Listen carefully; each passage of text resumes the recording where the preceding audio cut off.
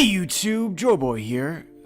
Well, it's been a while guys, but I think this is the perfect chapter to bring back reading comments. But if you guys don't know how we do the video, I just take comments from my recent chapter reaction and then talk about it. We used to do this video almost weekly, but I don't think that that's the plan. But if you're into this and you like this, please let me know. So maybe we'll do it more regularly. But to kind of set this video up, the big thing that I really want to discuss when I chose the comments is I want to talk about Jewelry Bonnie, her relationship with Kuma, her past as Connie, relationship with Akainu. There's an absolute ton of things to discuss that we did not talk about in the reaction. Honestly, putting all the pieces together and making sense of everything, I don't know that if anybody has. But you guys already know that we're gonna try. We don't give up. No quitters mentality. Along with anything else that I might find interesting to talk about. So without further ado, let's get into the comments. This is from Saimu COC3. So now we have certainty that Dragon was a Marine. And then the comment below from Takashi. You have a habit of raising criminals, Garp-san. Kuzan, probably, or even hell, Sengoku would say this. Honestly guys, I was kind of disappointed in myself that I didn't have a better reaction for you from the reveal, finally, after years and years, that Dragon was a Marine. But I don't like the fake reaction. I don't like to say things that I don't really feel. And Dragon being a Marine was just very not surprising. I suppose that you could say that this is kind of the problem with being heavily into theories on YouTube. You get to the point to where, you're speculating things all the time that this is a big reveal. And for people who hadn't thought about this at all, I guess this could be incredibly hype. Certainly there was a time in 2014, 2015 with the Dragon as a former Marine Admiral theories that actually blew up and got people really excited. But I just can't find it within myself to blame theories for this. Look, this is what great stories inspire you to do, is to just think about the story. If your mind isn't racing about what's going on, I just question your fandom. Maybe this is a toxic mentality, but certainly that's my worldview. And I think that pretty much from the moment that we got Luffy's flashback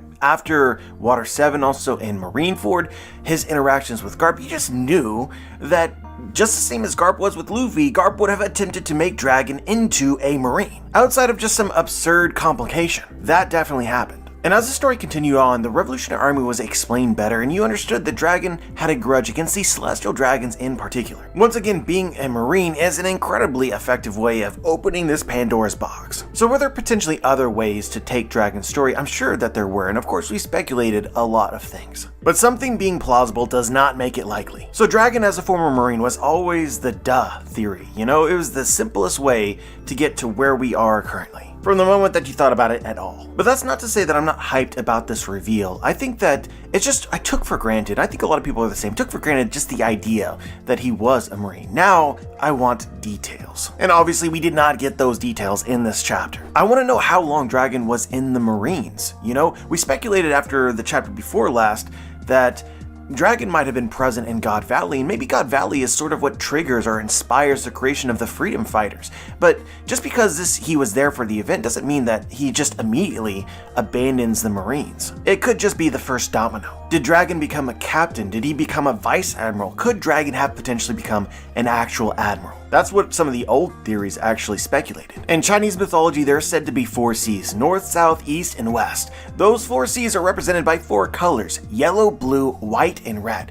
They also been represented by different animals, including monkey, bird, dragon, and dog. Combine this with the code names of the admirals. For instance, Aokiji is blue pheasant or blue bird, Akainu is red dog, Kizaru is yellow monkey. You have an interesting omission. Where is the white dragon? Well, you just so happen to have a character named Dragon. Dragon who is the right age to be a contemporary with the 3 original admirals. Another question you could throw out into the abyss is, how did Dragon obtain his devil fruit? And what exactly is it? The 3 original admirals were all Logias, and it's been heavily speculated that Dragon possesses the wind Logia. Certainly that could work in order to create storms and everything that we've seen from Dragon, and if you watch the anime and pretty much everywhere, wind follows Dragon around. This is the duh theory, in the same way that Dragon as a former Marine is the duh theory. It could be other things, but this is what is most likely, because it's the most simple and straightforward. But all of this sort of adds up together that Dragon could have literally been an admiral. But I actually think it's more likely that he stopped at Vice Admiral, just because we know that the Revolutionary Army for sure was a thing at the time of Ohara. And at the time of Ohara, we see Aokiji use his cold Logia Devil Fruit as a Vice Admiral. So it's probably more accurate to say that Dragon was being groomed to become an admiral. Being the son of a great marine hero would certainly make that make sense. And that would also probably mean that Dragon grew up with Aokiji, Akainu, and Kizaru and was, there's a relationship there. But yeah, the reveal of him as a former marine doesn't actually move the needle much for me, but all of these details would. If I'm really honest, I would love, and I hope, that Dragon's flashback is on a level similar to Kuma's, of just being crazy creative, even with some predictable elements. Well, let's get into the next comment from David Evans. I feel like the big reveal will eventually be that Bonnie is Ginny. I think that Kuma had to remove all of her pain and her memories, and she'll revert back to a childlike state. He decided that he would raise her after she had a misunderstanding that he was Father Kuma, not because he was her dad, but that it was a religious title. I feel the world government has her memories, etc. trapped in a bubble much like Kuma's are in Punk Records and hold them as collateral, which is why he originally agrees to what he did. So guys, it was recently revealed in SBS that Bonnie possesses the Age Devil Fruit, which is kind of what everyone thought anyway, but certainly having this devil fruit makes a lot of wacky things possible. Bonnie being Ginny as just one of these things. This theory is most definitely cooking because as you read it, you can kind of feel a little bit of emotional trauma. And Oda is probably gonna like that in a flashback. Something this comment didn't mention is that we have one of the Vegapunk alters in Atlas who looks a lot like Ginny. This potentially sets up a relationship between Vegapunk and Ginny. As Vegapunk has somewhat distanced himself from the Revolutionary Army seemingly on purpose, then it's possible Ginny was some kind of test subject. This could actually make a lot of sense and connect to other things because we saw in Punk Hazard that there was prisoners that were frozen in ice. Essentially, the world government conducts human experiments with prisoners. And we know with Ginny at the end of 1097, she was captured. By who? We don't know. Could it be the world government? Absolutely. This could also interrelate with Vegapunk's guilt, because he seems a little bit more protective of Bonnie than anybody else. The question then would be, what kind of experiments did Vegapunk perform on her? And obviously there's many possibilities. But to the idea of this theory then, perhaps he was researching how to remove memories, and ultimately was successful, with the caveat that these memories could not be returned. But eventually Kuma enters the story. He discovers Ginny in the state of Alzheimer's, and a deal is made. They give Ginny the Age Devil Fruit and agree to grant her a new life, essentially as a child who has experienced nothing. In return, Kuma becomes their slave. Now guys, I don't think that this theory is likely because I think it's too creative to be likely. But it's the creative aspects of this which make it great. It could also work that Ginny is so emotionally scarred from whatever occurs to her that Kuma purposefully removes her memories. In a very fitting and different way, Kuma is removing her pain. So there's a lot about this that I like. I have to say though that Bonnie and Ginny don't look exactly the same to me, and I'm not sure how important I should rate that, but I'm just gonna mention it. They look similar, but not the same. But with that being said, let's move on to the next comment from Ninja Girl. Honestly, I'm still hung up on why Bonnie looks like the Dowager Queen of the Sorbet Kingdom and when Kuma became king. That part of the story still just doesn't fit. We're 14 years from the main storyline, 12 years from the start of the story. So Bonnie might be alive, I don't know. She's young, but how young? But then when does Kuma become king? Cause I honestly see this incident leading to Ivankov and Kuma's capture. Yeah, honestly, these are great questions. It's very confusing, and I think that your thoughts roughly align with mine. But first off, I just want to say that I don't think that Bonnie is born at this point in the flashback. I know it's possible that she could have been, I don't think so. My honest guess about Bonnie before this flashback began is that she's supposed to be like 12 years old. Young enough to still be considered a child, but old enough for that not to be totally ridiculous. So the timeline is adding up for her to be conceived here like now. But I also agree with you that it doesn't make a whole lot of sense timeline-wise for Kuma to become king of Sorbet Kingdom because it feels like, you know, we're leading to his capture now. But I think that we have to assume that this definitely occurs. I want you guys to know that I am just thinking out loud, but in terms of Kuma becoming king of Sorbet, that really only makes sense to me while Ginny is still alive. Because Kuma has no motivation to become king given what we know right now. So let's get creative for a moment. We don't actually know what happened to the former king of Sorbet after he was deposed by the Revolutionary Army. But given we basically talked about nothing but parallels for the last several months of this channel, you know, maybe you could draw a parallel between what's going on here and Drum Island, specifically the king of Sorbet, the prior king, and Wapple. As we know from Drum Island, Wapple was deposed essentially by himself, but because of Blackbeard, but then he returned. So the world government and Cypherpole have secretly been attempting to reinstall their puppet to the kingdom of Sorbet. Maybe Jenny was part of this plot. Maybe the king would have a greater chance of being reinstated if they somehow brainwashed her. So Kuma tracks her down and discovers what's happened to her, and then just totally goes crazy on the island. And then somehow through these events earns the moniker of Tyrant. But yeah, as far as the Dowager Queen, Connie,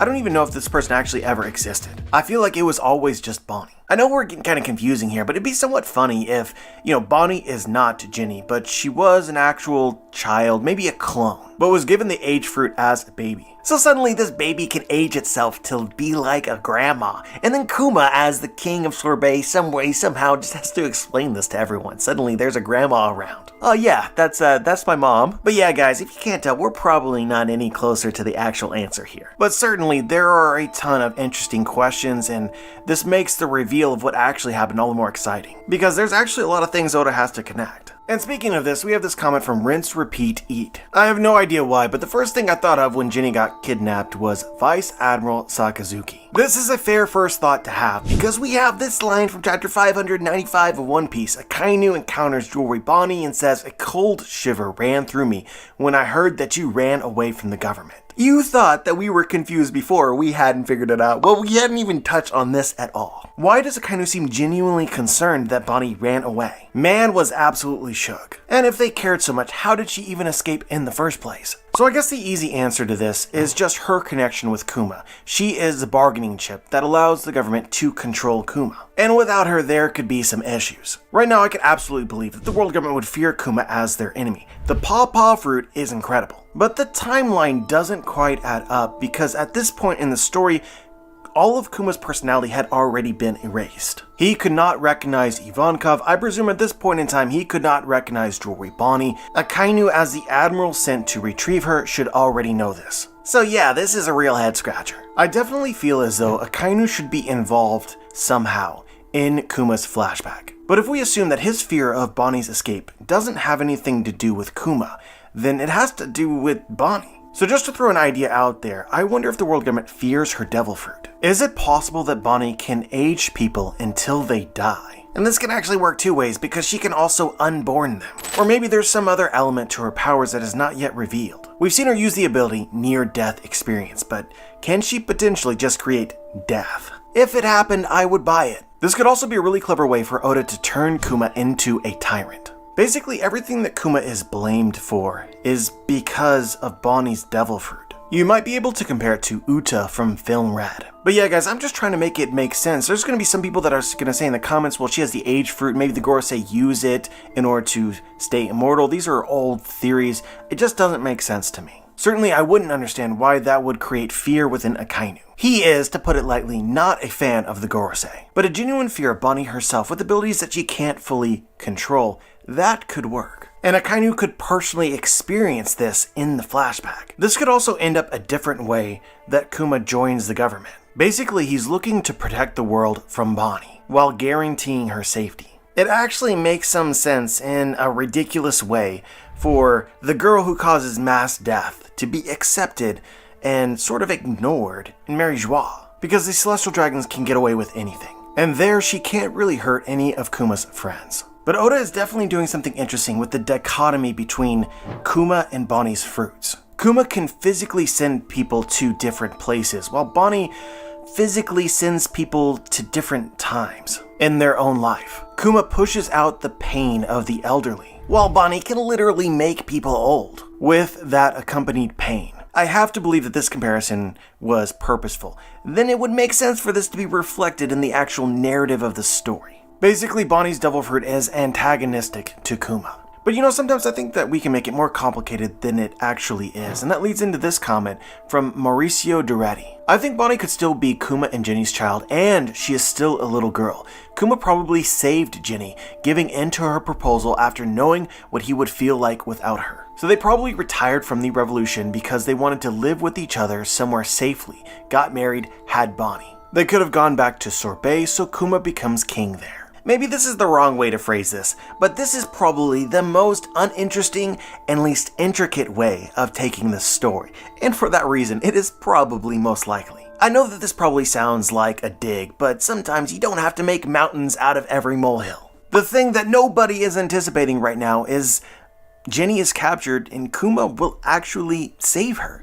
But the ramifications of this is that, they both realize that they love each other and that they can't continue living this way. Kuma finally gives up on his aversion to his Buccaneer blood and loves the woman that he loves. We can see that he periodically returns back to Sorbet as a member of the Revolutionary Army. It would then make sense that if he decides to retire from the revolution, he would also return to Sorbet, this time with Jenny, and this just precedes some final traumatic event with Jenny where she dies or something otherwise heartbreaking occurs. I would say that the only legitimate reason that I do not prefer this idea is because I'm not totally convinced that Bonnie has any Buccaneer blood. I know that every time I bring this up, people are like, well, don't forget she had the ability, the alternate future ability where she looked kind of Buccaneer-like, and I promise you guys, I have not forgotten. But an alternate future is what it is. It's an alternate future. It's not the actual reality we're living in, which Bonnie does not appear as if she has any Buccaneer blood. But that is just a preference, because Oda can absolutely make it work if he wants it to. So acknowledging my bias, I think everything else about this theory just works better. It's just easier. And as we said at the very beginning of this whole video, Kuma returning to Sorbet without Jenny is just, I struggle to make it make sense. But yeah guys, there's a ton of comments that we could get into this week, but let's just do one more. Rather to have not enough of a good thing rather than too much. This is from Johnny Bongo in all caps, and frankly all caps were required. Kuma will unleash all of the pain he has gathered over his traumatic lifetime onto Saturn and give him a fatality, Jesus style. It's crazy to me that only one person liked this, because to me this is the coolest idea. I do not even care if it is likely. I pray that this happens. But first let's establish something, right? We spent a long time wondering what Kuma would do. And as we are in the story right now, it just seems likely to me that Kuma is heading to Egghead. And here I fear that he will die. I do not even know how this makes sense. Maybe Kuma is plugged into the pacifista system. Somewhere in this communication, it was revealed where Bonnie was and that she was in danger, but it just seems likely to me. Oda began Egghead by establishing that Vegapunk could not entirely remove the innate personalities of the things that he's experimenting on, and that this is a failure. Some amount of Kuma's own will remains. And for this will to be the protection of Bonnie, of course. So Kuma could very well end up in Egghead, and then he has to do something. And I think it's conspicuously absent at this point that we've seen Kuma push out everyone's pain, but not his own. Throughout the whole story, he is taking everyone's pain. And man, this guy has just gone through so much, and that is like the point of this flashback. If you strip everything back, everything, you're left with a man who has suffered more than anybody. And the natural result of this would be a pain bubble, unlike anything that we could even imagine. I have serious doubts that Kuma could force anybody to take in this pain. I don't think that he can use this effectively as a weapon, but just the presence of this, and the ability of a character such as Luffy to force Saturn into it. Now that it's suggested, I must have it. There's just so much about this that works. Bonnie blames Saturn for what has happened to Kuma. And then outside of that, you know that the Gorose's hands are dirty. Everything bad that has ever happened to Kuma is related to them. His father being killed, his mother being killed, himself becoming a slave, the actions of the former king of Sorbet, anything that has ever occurred against the Revolutionary Army and Jenny. Saturn is almost definitely responsible for everything. So for him to atone by receiving this pain that he has inflicted upon another, while simultaneously freeing Kuma of this burden that he's held for so long, it couldn't be any more perfect. It really couldn't. So regardless of whether it happens or not, I really want to give a thank you to Johnny Bongo for this, because, man, what a great comment. But like I said, guys, I'm going to leave it off here. I think that this is good for now, and a big thank you to everybody who left comments.